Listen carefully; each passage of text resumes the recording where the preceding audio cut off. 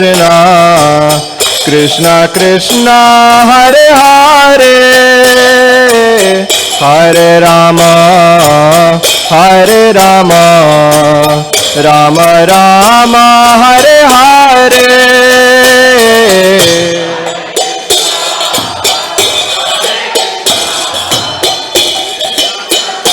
Hare Hare, Hare Rama,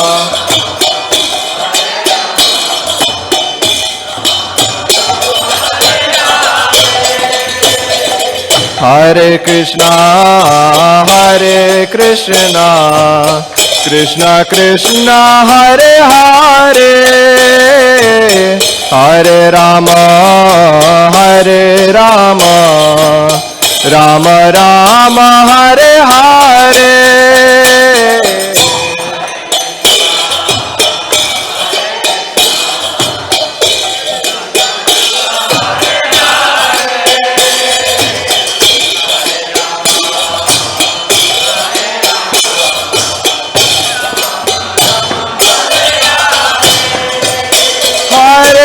Krishna, Hare Krishna, Krishna Krishna Hare Hare, Hare Rama, Hare Rama, Rama Rama Hare Hare.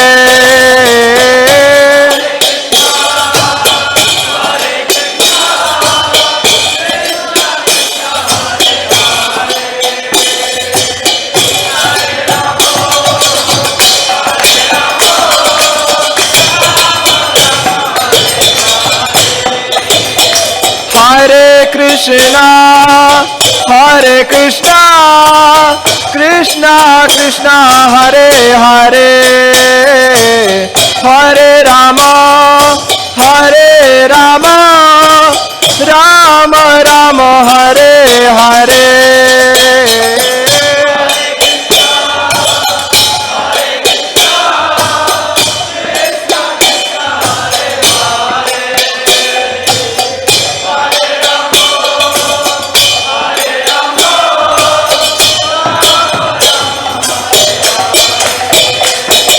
Hare Krishna, Hare Krishna, Krishna Krishna Hare Hare, Hare Rama, Hare Rama, Rama Rama Hare Hare.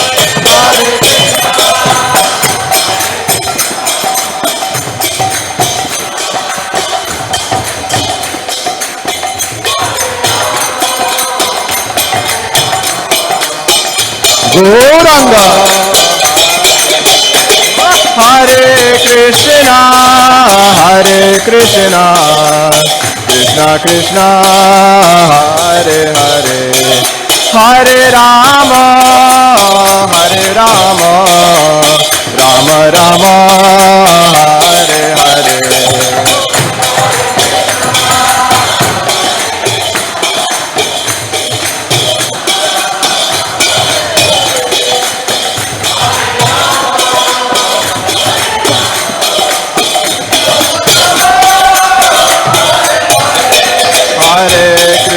Hare Krishna, Krishna Krishna Hare Hare, Hare Rama, Hare Rama, Rama Rama Hare Hare.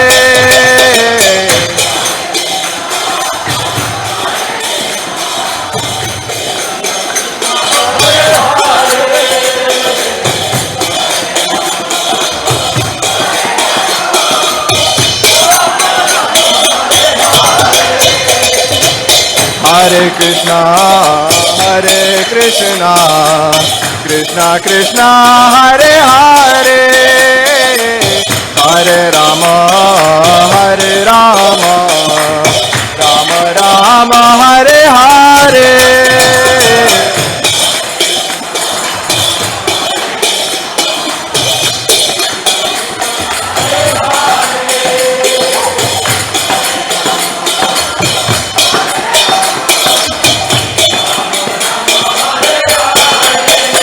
Hare Krishna, Krishna Hare Hare Hare Rama Rama Rama Hare Hare Hare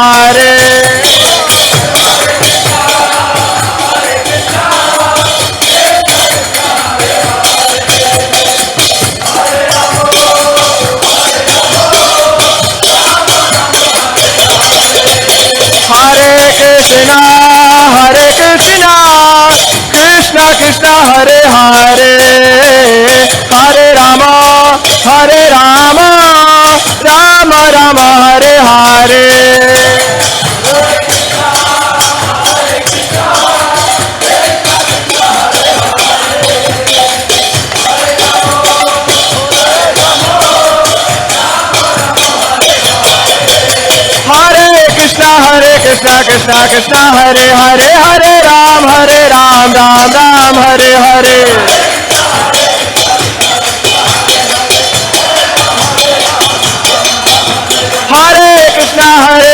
Krishna Krishna Hare Hare Hare Ram Ram Ram Hare Hare Hare Krishna Krishna Hare Hare Hare Ram Ram Ram Hare Hare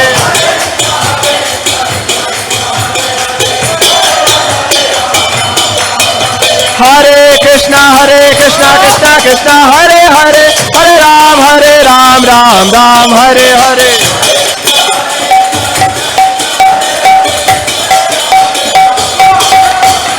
Hare Krishna Krishna Hare Hare Hare Ram Ram Ram Hare Hare Hare Krishna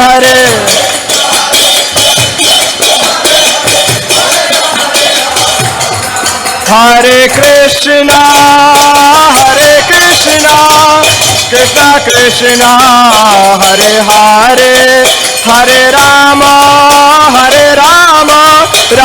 Rama Rama Hare Hare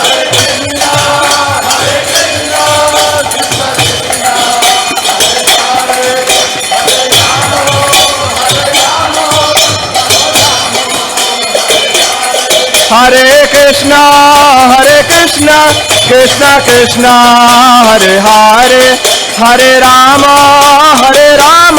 Rama Rama Hare Hare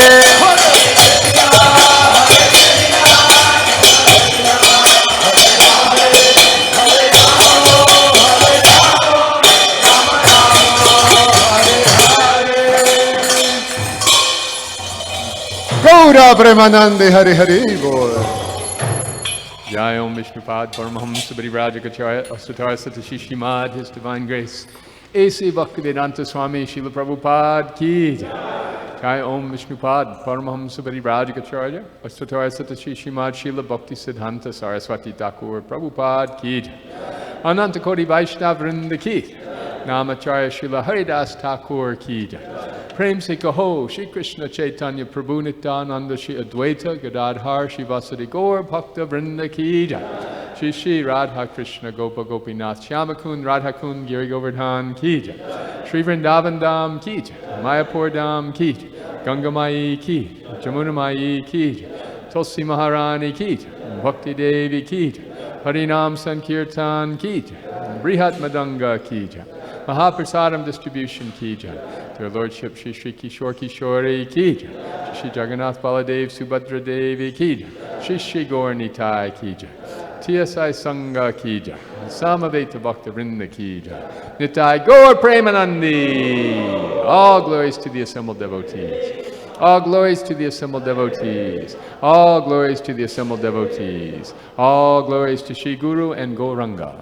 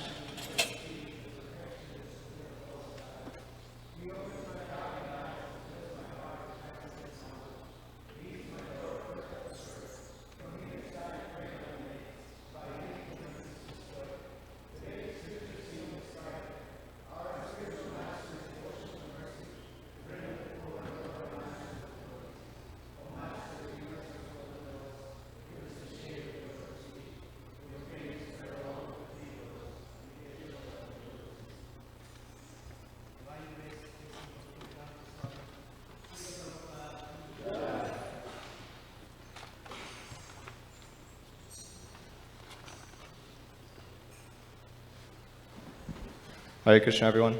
Good morning. So today we'll start with a morning class upstairs in the 3rd floor, and then followed by that, I'll make a couple announcements about the format or the schedule of the day and different services, different service groups that need to meet up for different services. But for now, let's all go upstairs to the 3rd floor. Okay? Hare Krishna.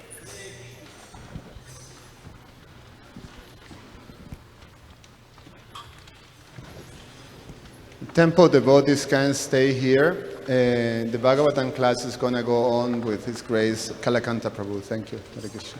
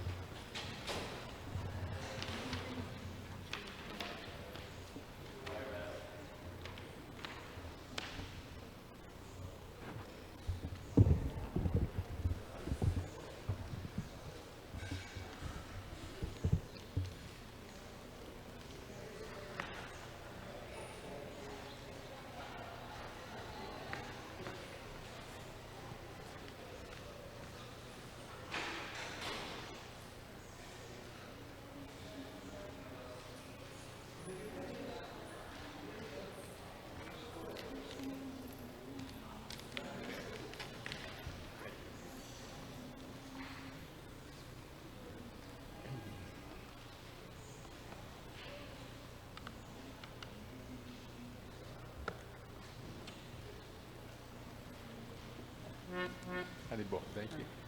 Is there a Madunga player in the house?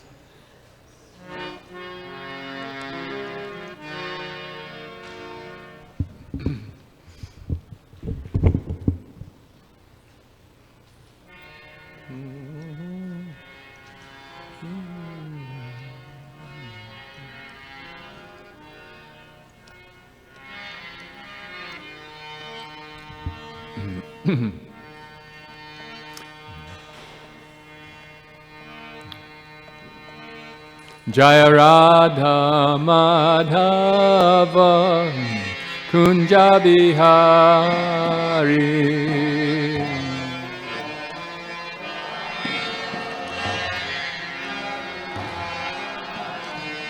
Jaya Radha Madhava Kunja Bihari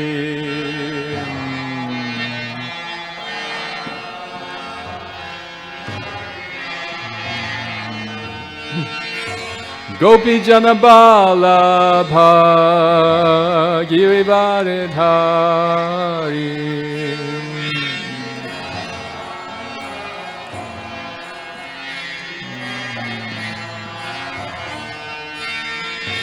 Gopi Janabala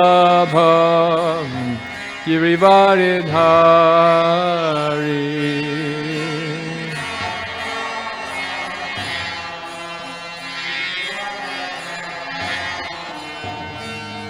Yashoda Nandana Brajajana Ranjana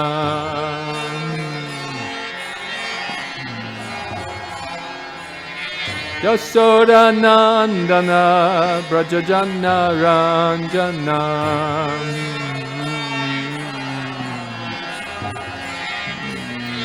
Jamuna Tiram Vanachari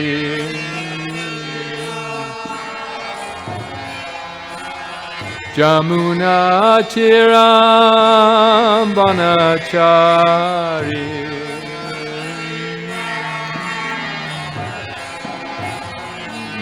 Jaya Radha Madhava Kunja Bihari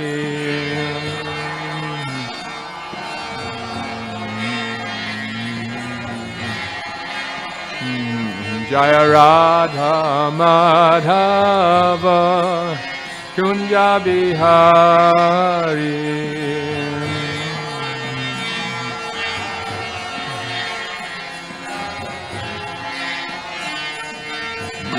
Gopi Janabalaba Girivaridhari.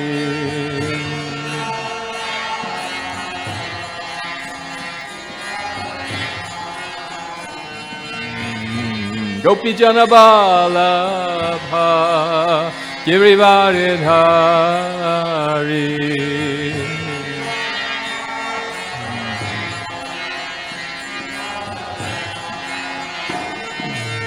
Jashoda Nandana Prajajana Ranjana.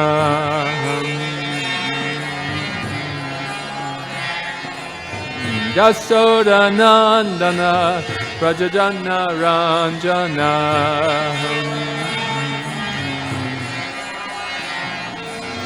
Jamuna Tiram Banachari.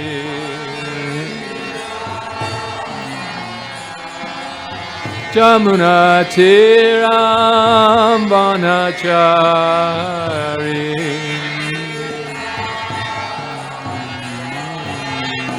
Jaya Radha Madhava Kunja Bihari.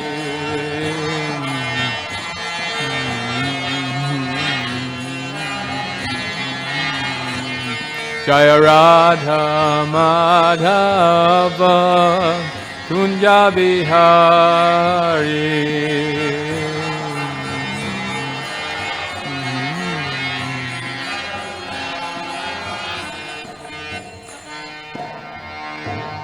Gaur Premanandi. Hari Hari Bo.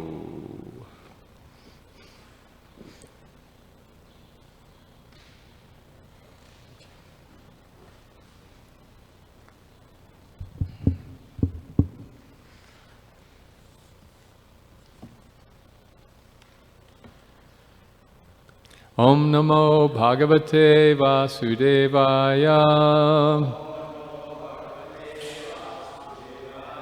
Om Namo Bhagavate Vasudevaya. Om Namo Bhagavate Vasudevaya. Narayanam Namaskritya Naram Chaiva Narottamam Devim Saraswatim Vyasam Tato Jayam Udirayet Nasta Prayeshu Abhadreshu Nityam Bhagavata Sevaya Bhagavati Uttama Shloke Bhaktir Bhavati Naishtaki. Reading this morning from Srimad Bhagavatam, Canto 8, Chapter 5, Text 23.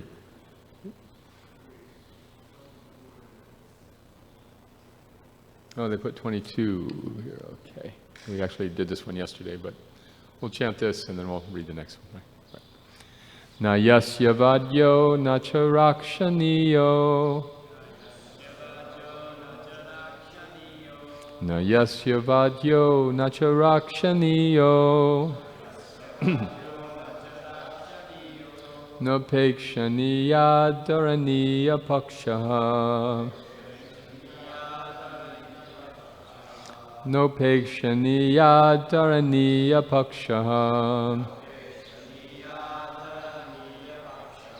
Tatapi sarga stiti samyamartam Tatapi sarga stiti samyamartam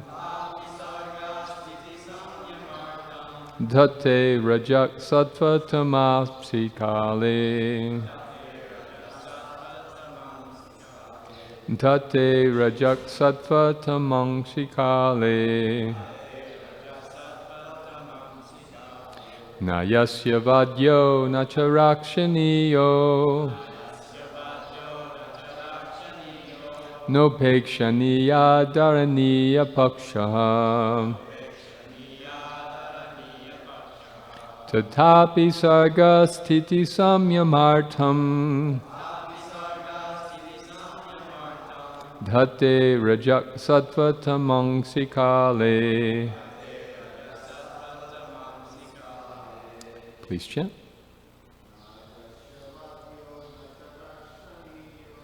Yes.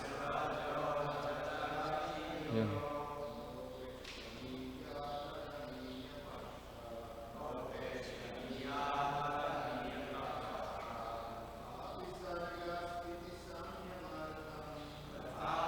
Agasiti samyamartam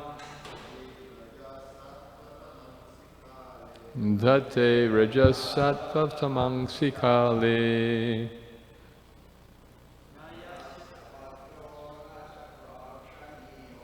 Na yasya vadyo na cha rakshaniyo. Protekshaniya dharaniya pakshaham. Tatapi sarga sthiti samyamartham.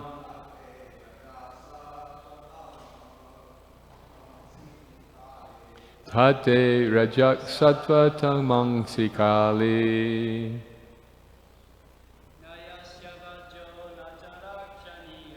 Na yasya bhadyo na cha rakshaniyo.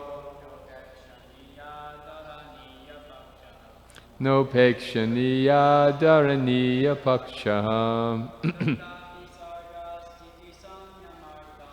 Tatapi sarga sthiti samyamartam. Date raja sattva tamang sikale. Vaishnavis. Na yasya vadyo na cha rakshaniyo. Nekshaniya dharaniya pakshaham.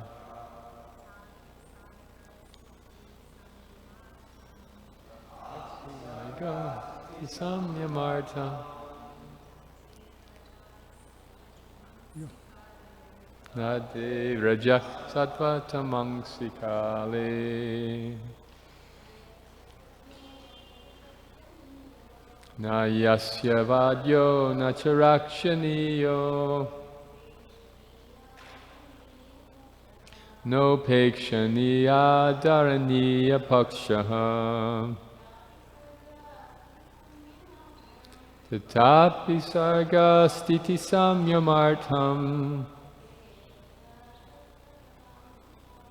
Dhate raja sattva tamang sikale.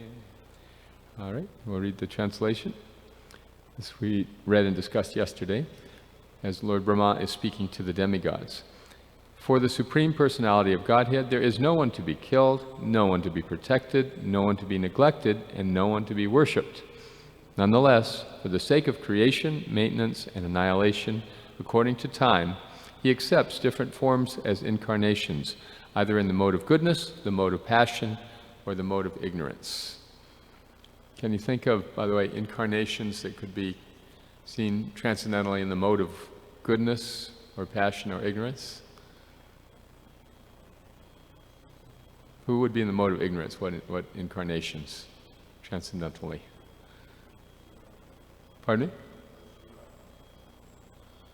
Well, yes, he's a guna avatar, yes, like that, yes. Yeah. I was thinking of like the Matsya, Kurma avatars. Of course, they're all transcendental, but those forms are characterized by the modes of nature. Lord Ram, the Kshatriya, mode of passion, or Parasaram.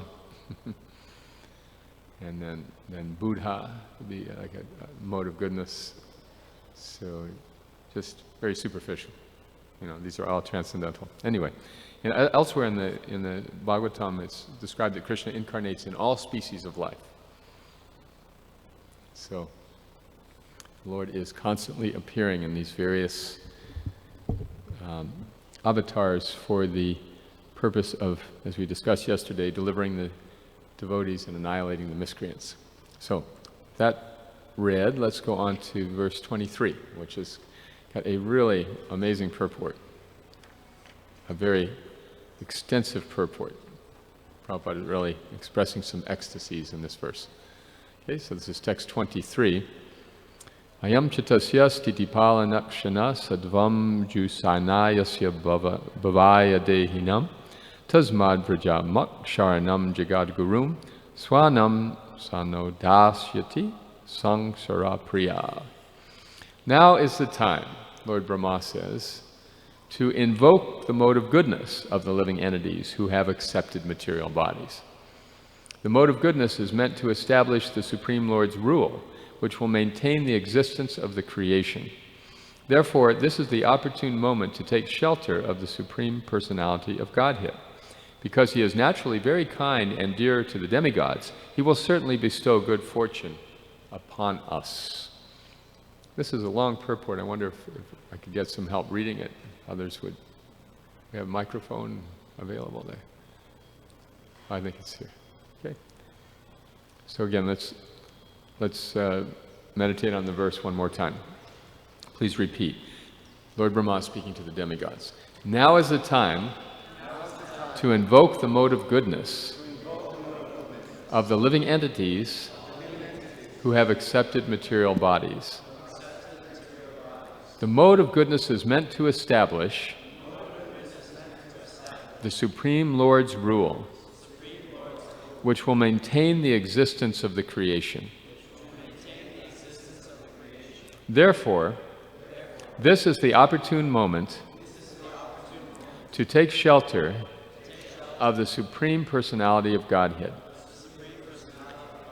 Because he's naturally very kind and dear to the demigods, he will certainly bestow good fortune upon us. Purport. You'd like to start? Would you? Purport by Srila Prabhupada. The material world is conducted by the three modes of nature, namely Sattva-gun, Raja-gun, and Tama-gun. By Raja-gun, everything materially is created. By Sattva-gun, everything material is maintained properly. And by Tamo-gun, when the creation is improperly situated, everything is destroyed. From this verse, we can understand the situation of Kali Yuga, through which we are now passing.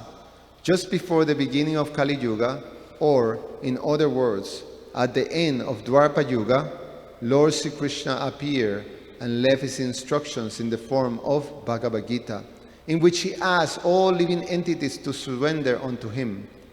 Since the beginning of Kali Yuga, however, people have practically been unable to surrender to the lotus feet of Krishna, and therefore, after some 5,000 years, Krishna came again as Sri Chaitanya Mahaprabhu, just to teach the entire world how to surrender unto him, unto Sri Krishna, and thus being purified.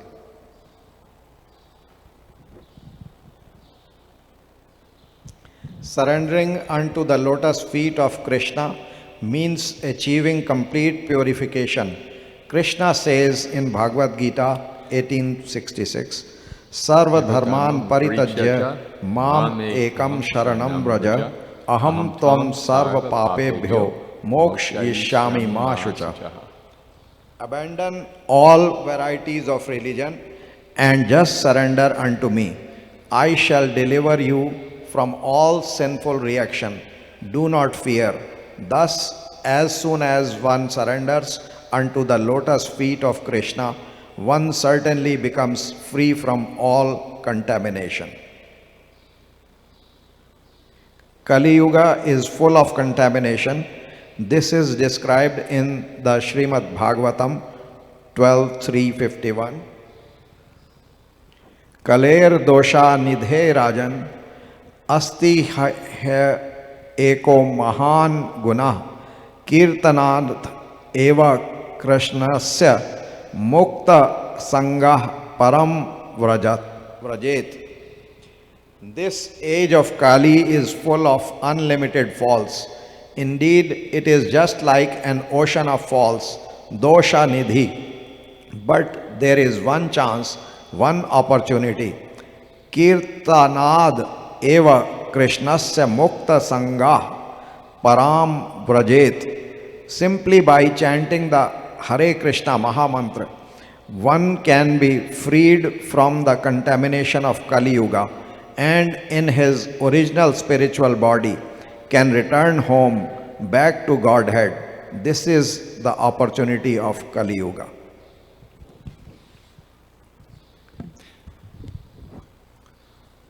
When Krishna appeared, he gave his orders, and when Krishna himself appeared as a devotee, as Sri Chaitanya Mahaprabhu, he showed us the path by which to cross the ocean of Kali Yuga. This is the path of the Hare Krishna movement. When Sri Chaitanya Mahaprabhu appeared, he ushered in the era for the Sankirtana movement. It's also said that for 10,000 years this era will continue. This means that simply by accepting the Sankirtana movement and chanting the Hare Krishna Mahamantra, the fallen souls of this Kali Yuga will be delivered. After the battle of Kurukshetra, at which Bhagavad Gita was spoken, Kali Yuga continues for 432,000 years, of which only 5,000 years have passed. Thus, there is still a balance of 427,000 years to come. Of these 427,000 years, the 10,000 years of the Sankirtan movement inaugurated by Sri Chaitanya Mahaprabhu 500 years ago provide the opportunity for the fallen souls of Kali Yuga to take to the Krishna consciousness movement, chant the Hare Krishna Mahamantra, and thus be delivered from the clutches of material existence and return home back to Godhead.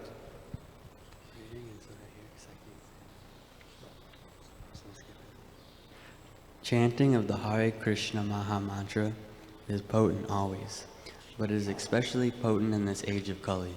Therefore, Saduka Dev Goswami, while instructing Maharaj Parikshit, stressed the chanting of the Hare Krishna mantra. My dear king, although Kali Yuga is full of faults, there is still one good quality about this age.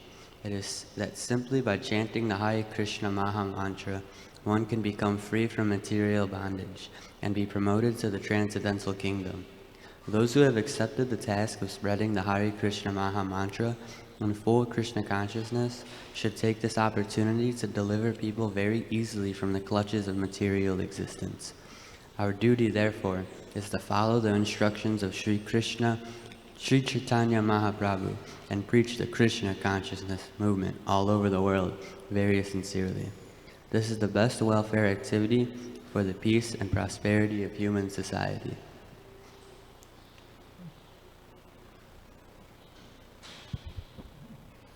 Sri Chaitanya Mahaprabhu's movement consists of spreading Krishna Sankirtan, Param Vijayate Sri Krishna Sankirtanam. All glories to the Sri Krishna Sankirtan. Why is it so glorious? This has also been explained by Sri Chaitanya Mahaprabhu. Cheto Darpana Marjanam. By the chanting of the Hare Krishna Mahamantra, one's heart is cleansed. The whole difficulty is that in this age of Kali, there is no sattva gun and no clearance of the heart, and therefore people are making the mistake of identifying with their bodies. Even the big philosophers and scientists with whom we deal are practically all under the impression that they are their bodies. The other day we were discussing a prominent philosopher, Thomas Huxley, who was proud of being an Englishman. This means that he was in the bodily conception of life. Everywhere we find this same misunderstanding. As soon as one is in the bodily conception of life, one is nothing but an animal, like a cat or dog. Sa eva go kaharaha. Thus, the most dangerous of the dirty things within our heart is the misidentification of the body as the self. Under the influence of this misunderstanding, one thinks, I am this body, I am an Englishman, I am Indian, I am American, I am Hindu, I am Muslim. This misconception is the strongest impediment and must be removed, and it must be removed. That is the instruction of Bhagavad Gita and of Sri Chaitanya Mahaprabhu. Indeed, Bhagavad Gita begins with this instruction: Dehinosmin yatha dehe Goramam yovanam jara tatta dehantara praptir dhiras tatra namuyati. As the embodied soul continuously passes in this body from boyhood to youth to old age, the soul similarly passes to another body at death. The self-realized soul is not bewildered by such a change. Although the soul is within the body, nevertheless, because of misunderstanding and animal propensities, one accepts the body as the self. Chaitanya Mahaprabhu therefore says, Cheto Darpana Marjanam. To cleanse the core of the heart, which is full of misunderstanding, is possible only through Sri Krishna Sankirtan.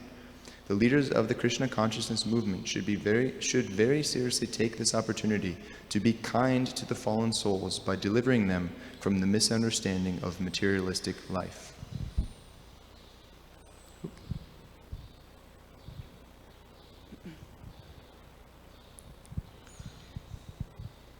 One cannot be happy in any way within this material world. As stated in Bhagavad Gita 8.16, Abrahma bhuvana loka punar avartinorjuna. From the highest planet in this material world down to the lowest, all are places of misery wherein repeated birth and death take place.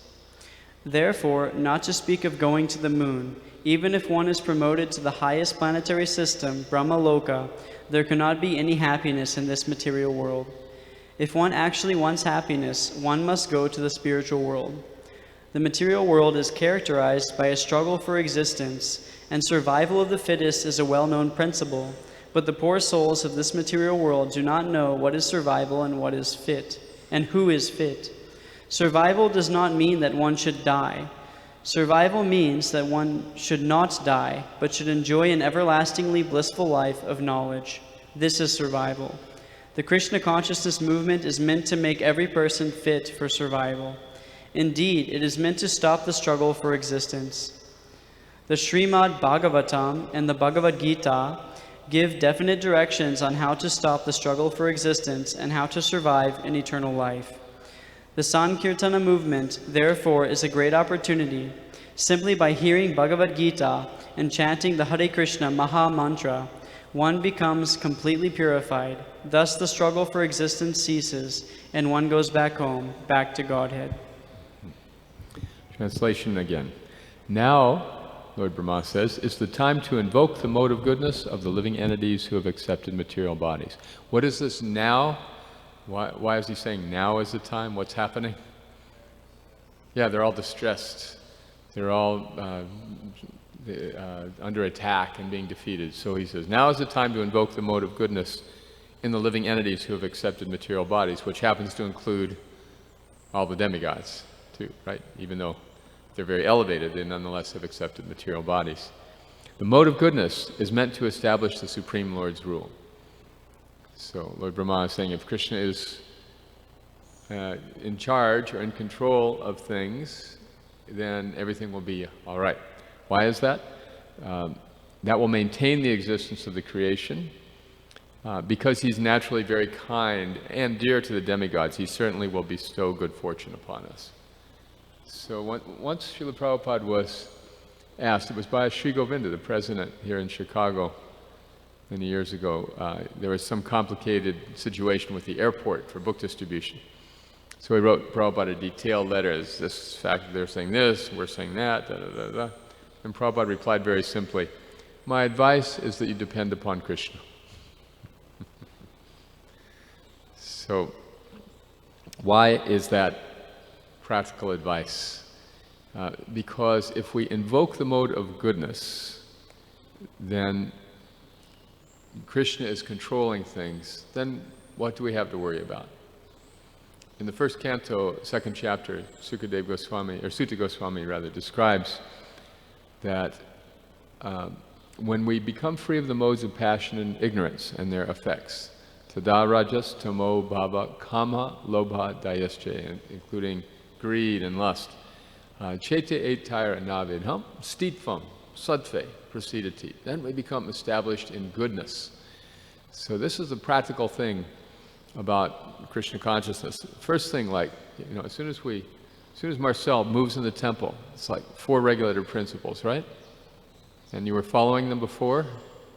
Not exactly? No, okay. So the point is that mode of goodness means 4 regulator principles, and rising early and keeping clean. Tada rajas tamo bhava. Then the influence of passion and ignorance diminish, and lust and greed. One becomes fixed in goodness. And then, in the next verse, evam prasana manaso bhagavad bhakti yogata. Bhagavat tattva vijnanam mukta sangasya jayate. Once a person's mind is established in the mode of goodness, one becomes happy in the stage of liberation. One realizes that I've been enslaved by these modes, these lower modes, and then one's happy. So that's an unexpected byproduct of Krishna consciousness for many people. Has anyone experienced this? You come to Krishna for some reason or other, but all of a sudden you find yourself happy. It's like, I wasn't expecting that. I thought this was going to be teeth-gritting discipline. But in fact, it's so easy and natural that one automatically becomes happy, because the manipulation of passion and ignorance are suddenly dissipating. Elsewhere in that chapter, Sutta Goswami says that Vasudeve Bhagavati Bhakti Yoga Prayojita. When one is fortunate to be able to engage in devotional service, 2 things automatically appear. What are those 2 things? Knowledge and detachment, right. Knowledge and detachment. Of course, knowledge is valued, but detachment is not exactly valued in our materialistic society, at least superficially, right? Like a person who is pushing all their earthly belongings around in a shopping cart on the street, in one sense, is very detached, right? They go here, they sleep there. It's a very detached existence, but this person is looked down upon. On the other hand, if a person is cool, somebody is said to be cool, that means that they're not affected by things. They're above, they're the fray, they're aloof. They're not all attached to this or that. This is value, this kind of detachment, right? So what we're talking about in Krishna consciousness is transcendental detachment, meaning that we're no longer pushed around by lower impulses, not only physical impulses, but mental impulses. Ishwaraham aham bhogi samsidhim balabam sukhi. This is from the chapter in the divine and demoniac nature. Krishna says in the 13th through 15th verse, this is how the demon thinks. And it's interesting, if you compare that paragraph to the speeches of a particular political candidate these days, they're amazingly parallel. Ishwaraham, I am the controller. Aham bhogi, I am the enjoyer. Samsidhim, I am perfect. Balabam sukhi, powerful and happy. This is how the demon thinks. And therefore, being very proud, the demon will do all kinds of unbeneficial activities, things that serve the false ego right away, but destroy the welfare of humanity at large, just out of their own selfishness and greed. So these are the impacts of the modes of nature. They're very detrimental for everyone involved, although the person who is exercising them may feel very powerful, like enjoy. This is real enjoying. So our goal in Krishna consciousness is to please Krishna. And by trying to please Krishna, automatically one becomes detached and knowledgeable. This is an amazing phenomenon. We read about it, but then we actually experience it. The Shikshastikam begins, Cheto Darpanam Marjanam, cleansing the heart of all the dust that's accumulated.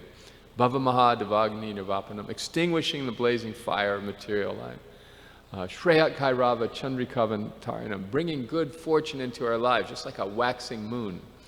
Vidyavadhu jivanam. So this is a very interesting line. Giving life to transcendental knowledge. Prabhupada translated it like that.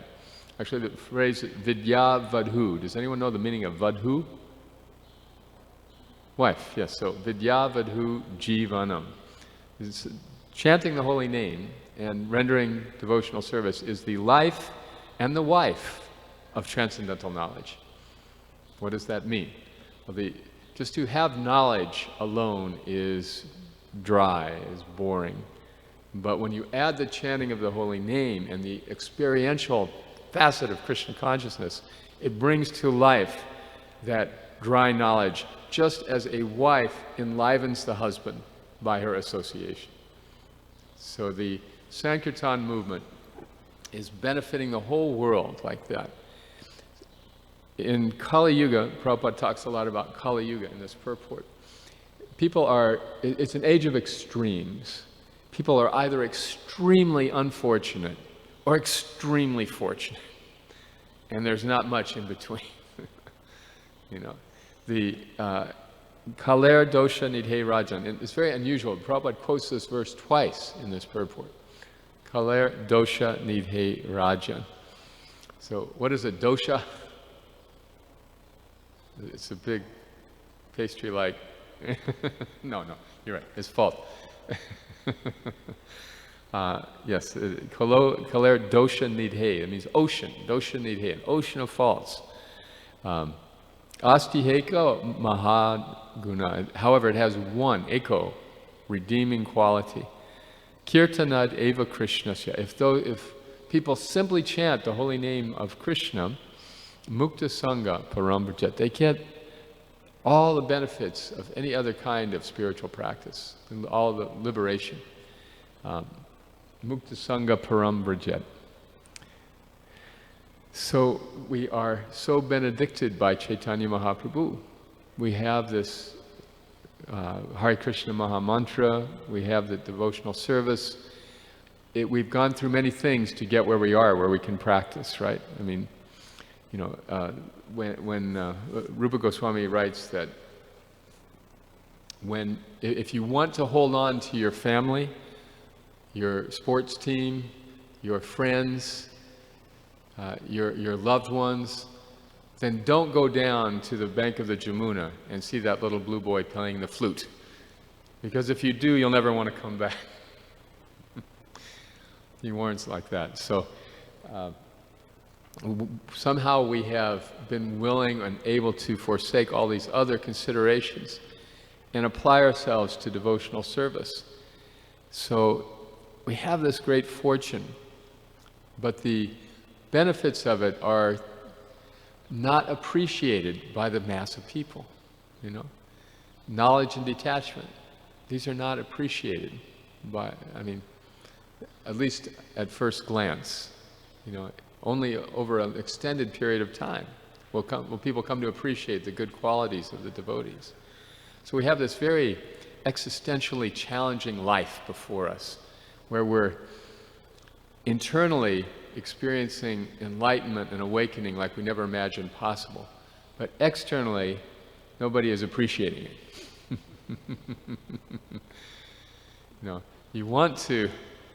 You have something really valuable, you want to share it with people, right? Like Jamunacharya, I believe it was Jamunacharya whose guru told him, I'm going to give you this mantra, and if you chant this mantra, you will be liberated. But the condition is you must not tell it to anyone else. So chant Om Namo Bhagavate Vasudevaya, and you'll be liberated. And he said, thank you, Gurudev. Then he went out to the marketplace and began shouting, everyone, please chant Om Namo Bhagavate Vasudevaya, you'll be liberated. So his guru heard about this and said, don't you know you'll go to hell for disobeying the orders of the spiritual master? And he said, yes, Gurudev, let me go to hell, but let all these people be liberated. So his guru was very pleased with him, because he actually understood the mission of his spiritual master. So we have this phenomenal, unparalleled knowledge that really nobody is interested in. Lokasya janato vidvan. Everybody is interested in decorating the dead body, but not interested in Krishna consciousness. You know, they really would have nothing to do with this were it not for prasadam. You know, they like the prasadam. Prabhupada said we've all come because of prasadam. So they like the prasadam. They may be a little attracted to kirtan. I don't know. Generally, you know, when people see kirtan, what do you think what are they thinking? They're crazy? There's one devotee who told me every time he would see the Harinam party, he would very deliberately cross the street a block ahead and walk on the other side of the street, just to make sure he didn't get too close. So people don't know that what we have is really what they're looking for. And this, again, is an existentially very frustrating situation. You know, you have something so valuable and so meaningful and so deep and so real, and yet, as symptomized by Kali Yuga, what is actually religion appears to be irreligion, and what is actually irreligion appears to be religion. Right? What does this mean? Well, irreligion means like prosperity theology. That if you're right with the Lord, then you'll get rich.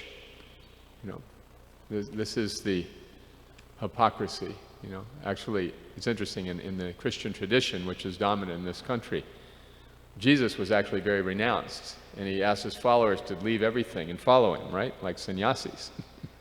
Very renounced. But somehow that has morphed into this idea that if you're religious, then you'll have money. And if you don't have money, then you're not right with the Lord. Isn't it?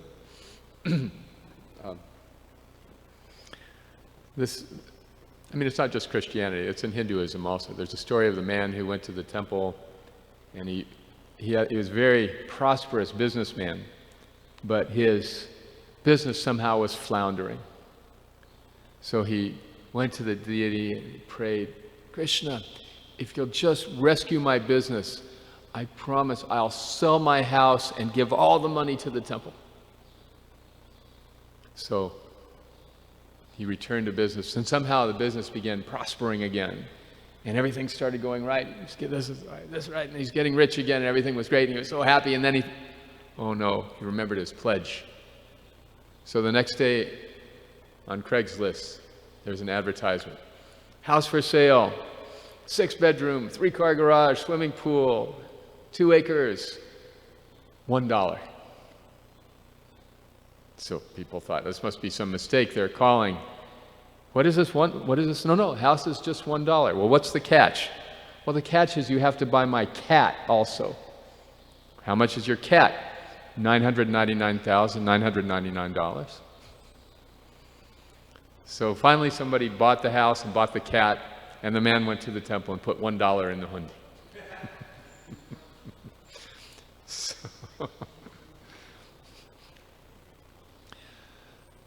Srila Prabhupada was asked, what is the most important verse in Srimad Bhagavatam? Did anyone ever hear this conversation? This very distinguished professor and friend of ISKCON, Thomas Hopkins, asked him, so what is the most important verse in Srimad Bhagavatam? If you were asked that question, how would you answer that? What do you think Prabhupada answered? What's the most important verse that you can think of?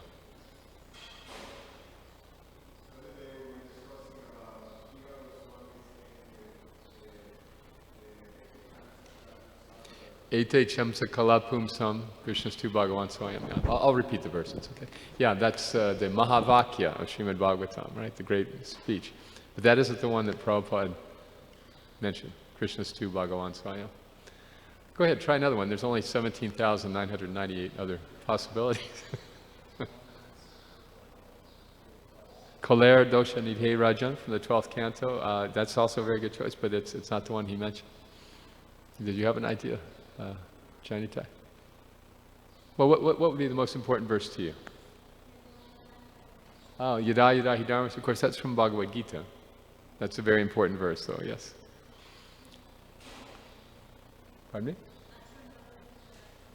me? Yes, from Bhagavad Gita, but a very important verse, very frequently quoted. No, but that's not it. Any other guesses? It's from the first canto. It's from the second chapter. What's that? The very first verse. No,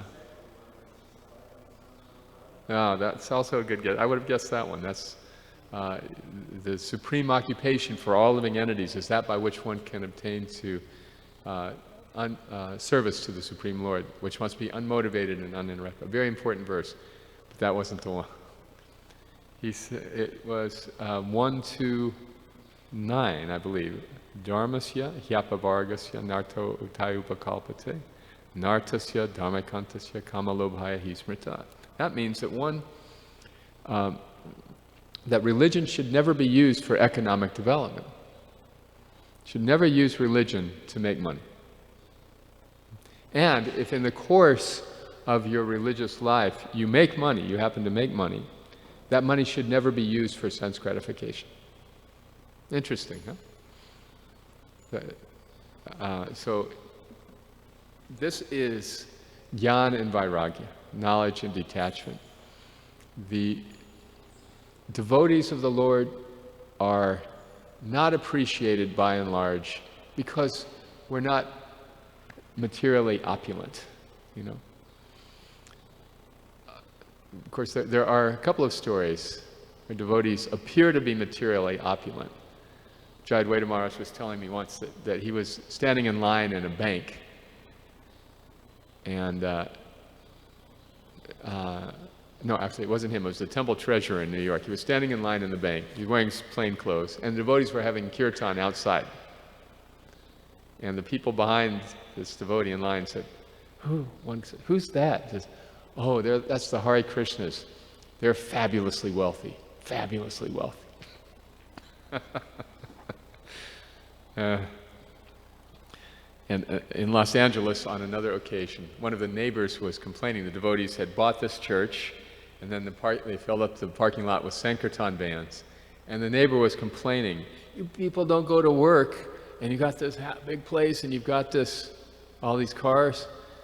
And the devotees told Prabhupada, and he chuckled, and he said, "Yes, you tell them. So yes, why don't you join us? Why are you working so hard?"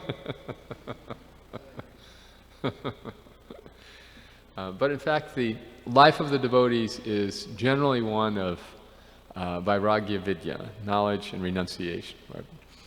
We invest ourselves to get transcendental knowledge, and we give up much for that goal. Right? This is a very saintly life, and it doesn't necessarily mean it'll be a comfortable life materially. You know, this is all due to Bhrigu Muni, of course, right? Bhrigu Muni was asked by his fellow sages to tell him who is the supreme, Brahma, Vishnu, or Shiva. So he resolved to find out. So he went first to Lord Brahma, who was his father, and committed an offense. He committed an offense of the mind. His father, Brahma, walked in the room, but Bhrigu Muni did not stand up. So this is Vedic culture. If a superior walks in the room, one immediately rises, or else one shortens one's duration of life. But in this case, Brahma was very insulted. Hudo, now you think you're so big, you don't have to stand up? He's very angry. And Bhrigu apologized, I'm sorry, and left. So then he went to Lord Shiva, and he committed the offense of speech. He began criticizing Lord Shiva. "Oh, look at you, all covered with ashes, garland of skulls around your neck, always hanging out with ghosts and goblins. What kind of brother are you?" So Lord Shiva, hearing this, became more and more angry to the point where he was about to kill him, and Parvati had to stop him. It's interesting that Parvati had to stop him, because sometimes the story of Chitraketu is told where Parvati cursed Chitraketu, remember? And Lord Shiva had to correct her. So this is an example of how women are less intelligent. But then on this occasion, it was Parvati who had to stop her husband from killing his brother, just for the insults. So Bhrigu apologized and he left. Then he went to Lord Vishnu and committed the third kind of aparad, which is what? The physical attack, yes, or the offense of the body. So he went up to to Vishnu, who was lying and having his feet massaged by the goddess of fortune, and he kicked him in the chest. And so Lord Vishnu said, "Oh, Bhrigu, has my chest hurt your tender foot?" He was not at all affected. So Bhrigu then understood. Everyone else got angry, but Vishnu was not. Therefore, Vishnu is supreme. So although Vishnu was not angry, Lakshmi Devi was very angry. How dare he kick my husband? And so from that time on, she has withdrawn her blessings from the Brahmins. Therefore, the Brahmins are always poor, whereas Lord Shiva's devotees are very rich, but Lord Vishnu's devotees are always poor. This is why in many places in India, people are a little reluctant to worship Vishnu, especially Radha Krishna. It's Krishna who says, "Yasyaham anugrahami harishe tadhanam shanai." When I'm especially merciful to somebody, the first installment of my mercy is that I take away all their money. And then what happens? When you lose all your money, what happens? All his friends and relatives reject this wretched fellow. No more money? Oh, I have no need for him. If you ever have children go to college, you'll understand this phenomenon. They go to college, you're working so hard to pay for their college, and you never hear from them. Because one man was complaining to his brother, "Ever since my son has gone to college, never writes." And the man said, "I'll bet you $100 I can get a letter from your son in a week." And the man said, "All right, it's a bet, you're on." So a week later, the uncle comes in, the brother comes in with this glowing letter from the son. "Dear Uncle such and such, so good to hear from you, how are you?" He said, all right, here's your $100. How did you do it? He said, "Very easy, I just sent him a letter, asked him how he was doing, and I said, enclosed in this letter, you'll find $100. And then I didn't put anything in there."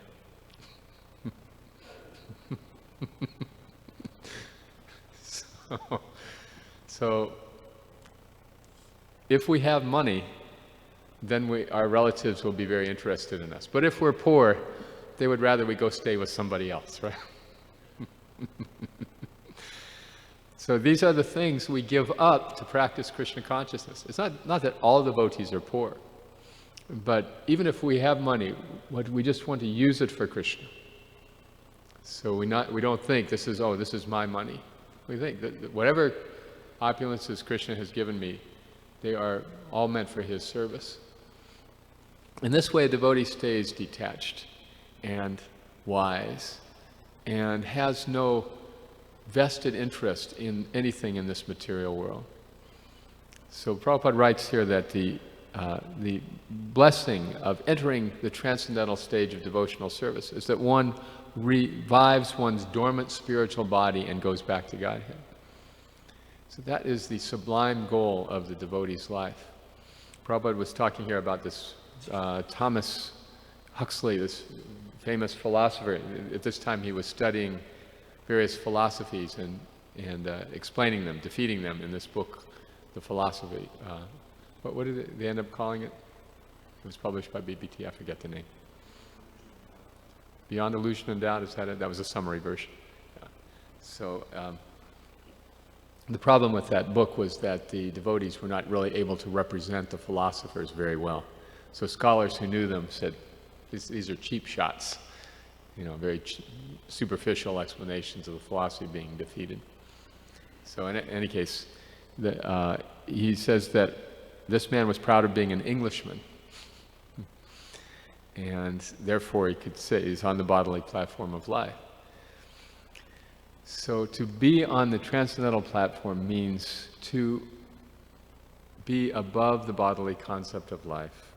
It's very deeply ingrained in us, very deeply ingrained, this idea of our identity with a family, with our body, with our gender, with our skin color. These things we have been conditioned to believe from our birth, you know. So it doesn't go away instantly. My godbrother Charu once asked Srila Prabhupada, once you start chanting, how long does it take to get purified? And he said, about 40 years. Prabhupada thought for a moment. He said, about 40 years. So that is a very gradual process. I mean, generally, if you retire in the military, after 25 years, you get all kinds of benefits. But here in Krishna consciousness, 40 years of chanting. And then what do you get? Well, you get some purification.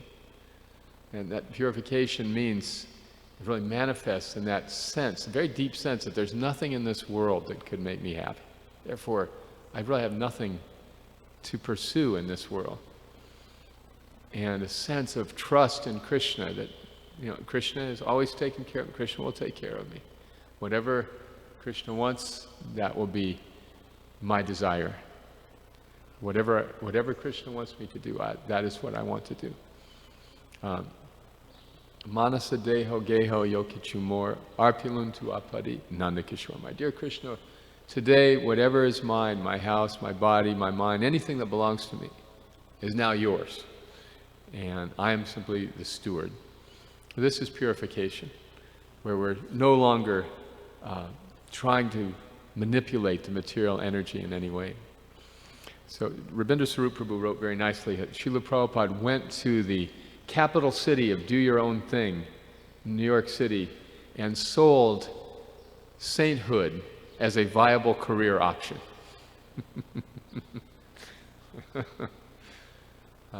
So the devotee does not become wealthy, generally speaking, but the devotee becomes very wealthy in spiritual realization.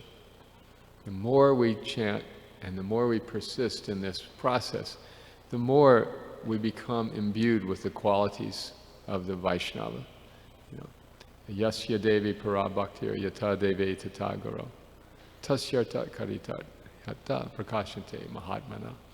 By faithfully serving the order of the spiritual master, Yasyasti Bhaktir Bhagavati Kinchana, all the good qualities manifest in the life of a devotee.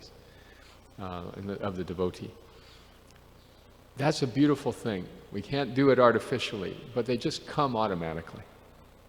You know, as I mentioned earlier, causeless knowledge and detachment.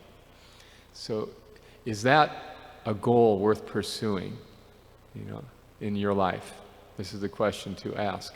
It's not confined to a particular ashram or varna, but just whatever one's do. Like Arjuna was certainly not taking time out to meditate. You know, he had to very passionately fight. Krishna was pushing him to do that. So to become self-realized doesn't mean to do nothing or to just chant all the time. It means to do your dharma for Krishna, to fulfill your particular nature in Krishna's service. If someone can do that, then they become a guru. This is the ultimate goal of the devotee's life, you know. So Chaitanya Mahaprabhu wanted all of his followers to be spiritual masters, didn't he? Yare deha tarikaha Krishna upadesh, amar gyai guru hoy tara edesh. Whomever you meet, wherever you go, tell them about Krishna. In this way, become a spiritual master and try to liberate your land. So we're enjoined to become gurus. That is what happens if we continue chanting. And to be a guru is nothing material. It's nothing like some position of accomplishment and prestige. There was a cartoon in a magazine once. This man is crawling up the side of a mountain, and he reaches this plateau where there's a yogi meditating. And the man says to the yogi, "When I was 30, I made my first million. When I was 35, I was a CEO of 6 companies. But now I've left all that behind, and I've come here to the Himalayas, and I want to become the best damn guru in the business."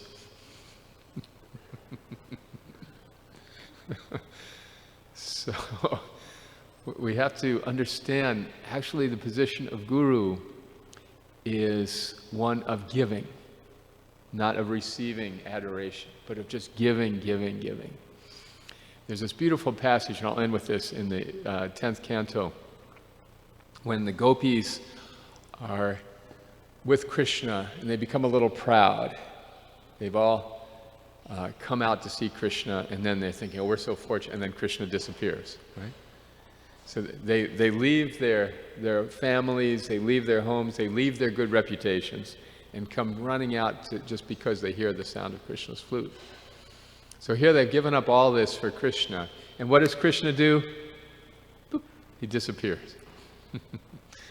So then they spend the rest of the evening looking around. They go a little nuts. They start asking the trees, have you seen Krishna? Have you seen Krishna? And they're acting out his pastimes, and they're talking about him nonstop, and they can't forget him. They're suffering so much in their separation. So finally, after much adventure and much time, Krishna comes back to them. So they don't want to say the wrong thing, but at the same time, they're very perplexed by what has happened, right? I mean, if it was you or me, we'd probably say, where the hell were you? But the gopis, being these great exalted devotees, they're very discreet. So they very tactfully ask Krishna a question. You remember this? Anyone remember this question?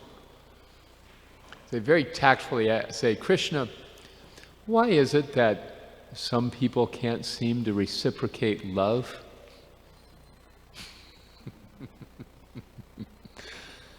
So Krishna answers, there are three kinds of people, he says.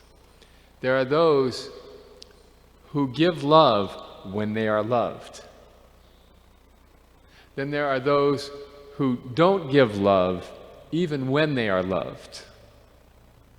And then there are those who give love even when they're not loved. Okay? So the first kind of person is very average. If somebody loves us, we generally love them back. The second kind of person, he says, is either very selfish or very self-contained. That person is loved, but they give no love back.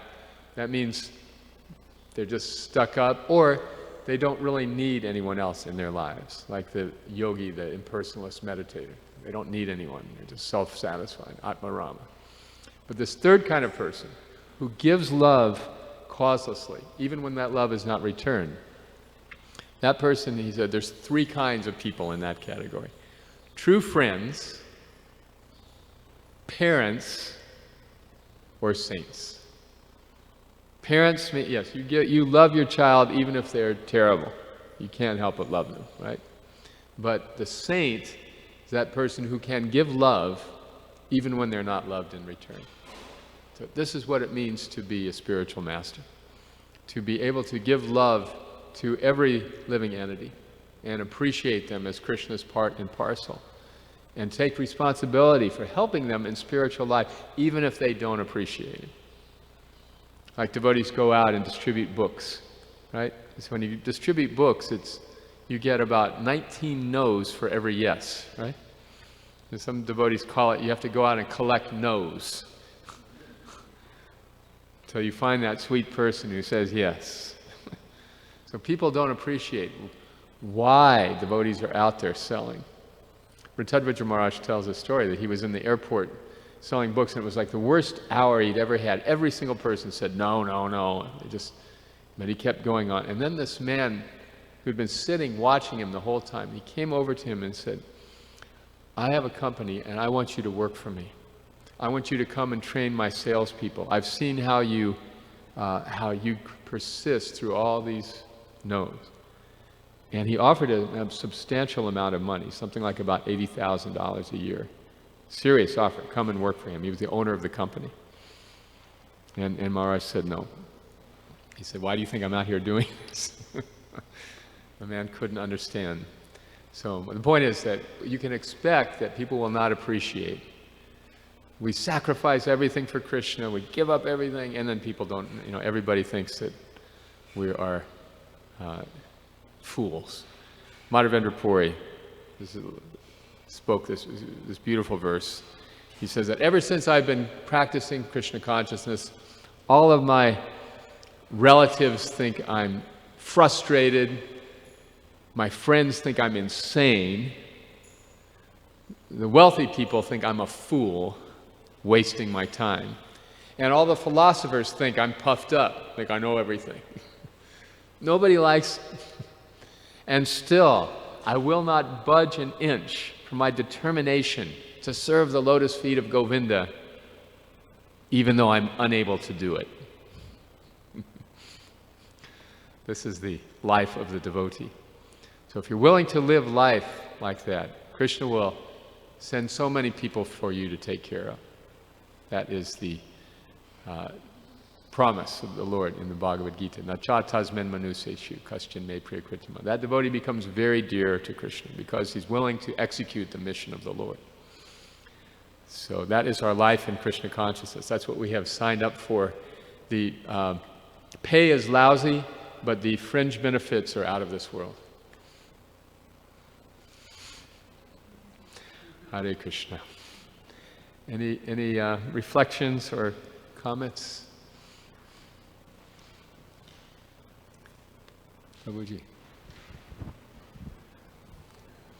I was just thinking, now after your class that I may have to change my selling point for the ashram. I was saying, come for 2 years. After 2 years, you'll be a brahmana within, have the qualification of a brahmana in ISKCON. So that may not be tremendously appealing for some of the congregation. You'll be poor like me, yes. Thank you so much for such a wonderful class, Prabhu. There's a story in the Hita Upadesh, the forerunner of Aesop's fables, the Vedic version of these animal stories. So the fox is walking in the jungle and all of a sudden steps in an abandoned well. Tall grass is growing. He walks in and falls into this well. So the well is dry, but the sides are very steep and he can't get out. So he's thinking, oh boy, how am I going to get out? How am I going to get out? And he has an idea and he starts dancing and singing real loud. Haribo, Haribo. And so the moose is walking by and comes over and hears all this singing coming out of this hole. And he walks over and looks in, what's going on? And the fox says, I'm dancing, it's so much fun, you should join me. So the moose jumps in and the fox jumps on his antlers and escapes. So we're practicing Krishna consciousness, and all our friends and relatives are down on us and we're broke, but we say, come on in, Haribo.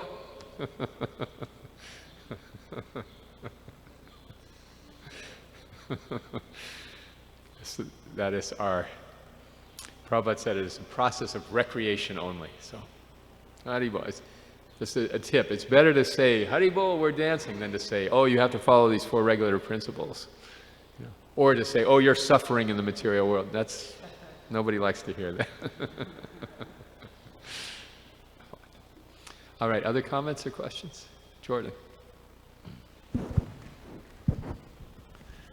I'm wondering if you can speak a little bit specifically about the Sankirtan and how it can be best performed from your perspective.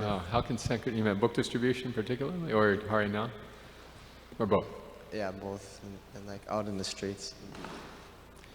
Well, to go out for kirtan, we should be a little, in both things. Yes, it's a very good question. Sankirtan should be performed in that mood of the guru, that one is giving. So we're going out giving. We're not there to take anything, we're there to give. I mean, if a person gives us a few dollars for one of Prabhupada's books, what is the value of that exchange, right? They're getting so much more. So if we're in the mood of giving, then we will be very keen on understanding other people. Okay? So I'm going to speak specifically about book distribution, or even explaining the philosophy. First thing is we have to hear, like we were discussing yesterday. I really want to understand this person. Radhanath Maharaj tells this beautiful story. Have you ever heard this? He was sitting, before he met the devotees, he was sitting in Vrindavan, and he was regularly seeing this elderly yogi who would come and sit on the riverbank every day. And Maharaj would come and sit with him, and they'd meditate. And after some days, this elderly sadhu became convinced that this young American was very sincere. So he said, I'm going to give you the essence of bhakti. And he reached in his bag and he pulled out this old rumpled piece of folded paper, obviously been folded and unfolded many times. And he gave it to Maharaj. So Maharaj described, he started unfolding it, and he looked up and the sadhu was gone. So you know what was on that paper? It was the, I've forgotten the name of it, the prayer of St. Francis. O my Lord, make me an instrument of thy peace. Where there is hatred, let me sow love. Let me seek not so much to be understood as to understand. So this is how to do Sankirtan. Try to understand people before you tell them what we've got. See? If you are a good listener, then people will immediately want to understand what you have to offer. So we were discussing that yesterday, you know, so Chaitanya Mahaprabhu listening to Sarvabhauma. Just be a good listener. Ask questions. Understand the person. Try to understand the person. You know, where are you from? What do you study? How's your life? You know, asking open-ended questions is especially brilliant. Just an open-ended question. So how's life treating you? Right? A good, compassionate question. And how many times do people get asked that question? Right? So if you ask, so how's life treating you? I'm out here, people are spitting on me. Yeah, you can see what I'm doing. So how's life treating you? And if they tell you, and you listen, and you ask more questions, oh, how did you feel when this happened? You know, that will take people to the proper conclusion. At some point, they'll appreciate your genuine compassion, and then they'll want to know what you're all about.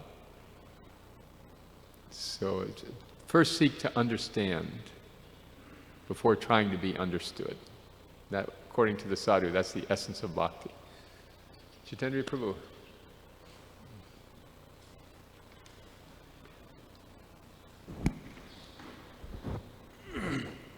I remember Srila Prabhupada saying, I listen nicely, so now I speak nicely. And then Bob Dylan said, don't criticize what you don't understand. And then Prabhupada said, they were complaining that the people were throwing Prabhupada's books away, and Prabhupada says, we are preaching to animals, they're throwing their children away. Wow. You know. And then he said, this animal slaughter is going on due to a brute mentality. And, you know, thanks, well, to my upbringing in the Catholic Church, the animals have no soul. So, you know, we're supposed to be stewards, but we're exploiters because, you know, that's the information I got. But those are a few things that came to mind. Thank you very much. We shouldn't be surprised. Right. Yeah. Thank you. Thank you. It's an act of great kindness to go out and offer Krishna consciousness to such people who are likely not going to appreciate it. Yes. Right. But yes, and Krishna says the wise should not disrupt the minds of the ignorant who are attached to fruitive word. But in the purport to that verse, Prabhupada said the devotees of the Lord are more kind than the Lord. All right. Yes, Subal Prabhu.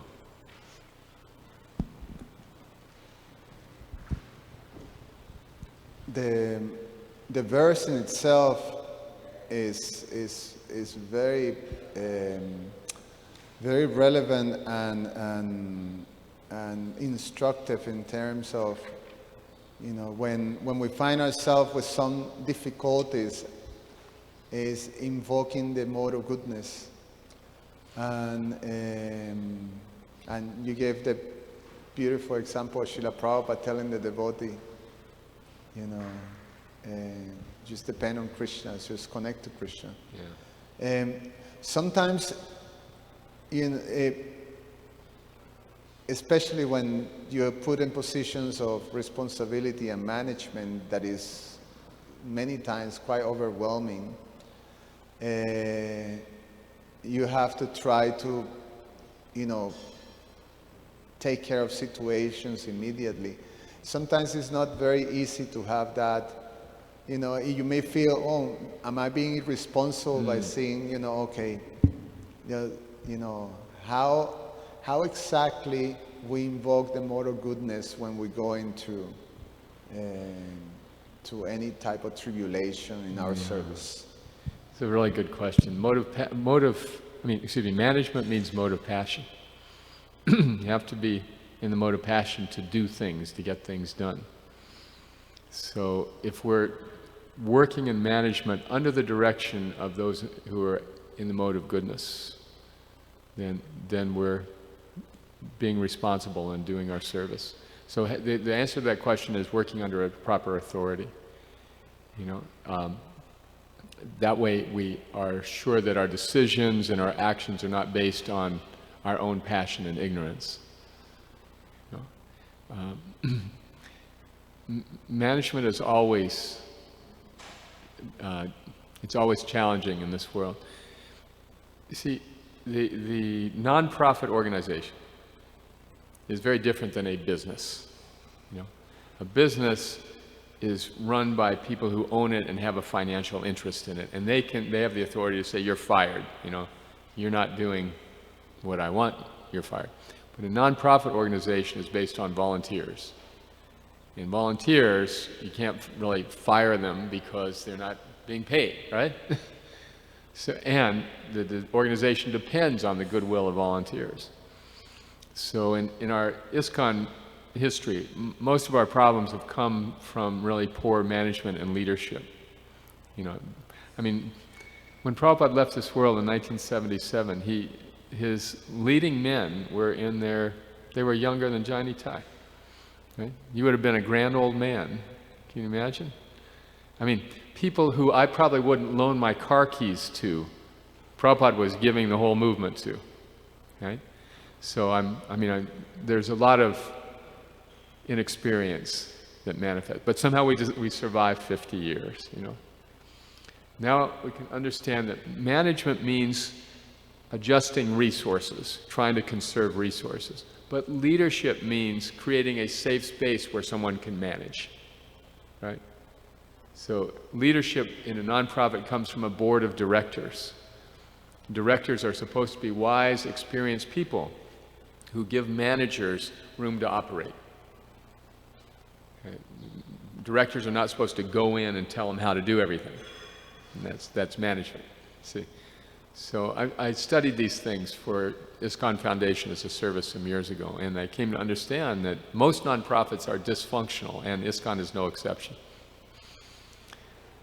But a functional nonprofit will have a board of directors who are turning the keys over to a manager and then overseeing the manager's overall performance. They create a vision for the organization, and they give someone the resources and say, now you please execute, this is the vision. See? So we used to have temple presidents who were quite autocratic, right? They were the alpha and the omega. They were the judge, jury, and executioner. And that created a lot of grief for a lot of people. So if we have directors who are taking care of the resources and the vision, then we can manage in the proper mode. I know that's a complex answer, but we really have to fix the overall leadership in order to be able to manage in the proper way. And then there's somebody, if someone doesn't like our managerial decisions, they have someone to complain to. They can go to the board of directors and say, I feel like I was mistreated. And the board could say, well, if you keep mistreating people like this, we're going to have to find somebody else. There's some accountability. But at the same time, there's room to make mistakes. So as leaders of nonprofit organizations, we have to know this art, how to make people as happy as possible while managing the resources efficiently at our disposal. Yeah. Confirmed, right? All right. Any other points, Jitendra? The perfection of management is to delegate. Yes, that's exactly right. Precise, Yes. Something that came to mind. Yes, management means delegation. It's a tough job, but somebody has to delegate it. It's a thankless task. Yes, right. Prabhupada also said, he was asked, so if all of the girls are supposed to be married and all the boys are supposed to be brahmacharis, then how do you reconcile that? Prabhupada said, that is management.